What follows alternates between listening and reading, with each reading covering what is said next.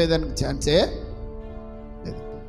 అందరూ వచ్చి పూజిస్తున్నారు, అందరూ వచ్చి నమస్కారం చేస్తున్నారు. ఇదే ఆనాటి కాలంలో, జాగ్రత్తగా వినాలి, ఆనాటి కాలంలో కొంతమంది బిడ్డలు ఉన్నారు.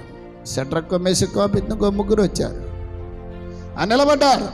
రాజా, ఏంటి మమ్మల్ని పిలిచారంట? నేను చేయించినటువంటి ఈ ప్రతిమను, ఇదిగో బంగారుతో చేయించినటువంటి ఈ ప్రతిమను మీరు మొక్కనంటున్నారంట, మీరు పూజించనంటున్నారు, నిజమా అని అడిగారు. వాళ్ళు చెప్తున్నారు, నీ బంగారు ప్రతిమ మేము మొక్కము, ఈ బంగారు ప్రతిమ మేము నమస్కరించము, మరియు నీ వశమున పడకుండా ఆయన మమ్మల్ని రక్షించిన, ఒకవేళ ఆయన రక్షింపకపోయినను రాజా, నీ దేవతల్ని మేము పూజింపము, నువ్వు నిలవబెట్టించిన బంగారు ప్రతిమకు నమస్కరింపమని తెలుసుకునము.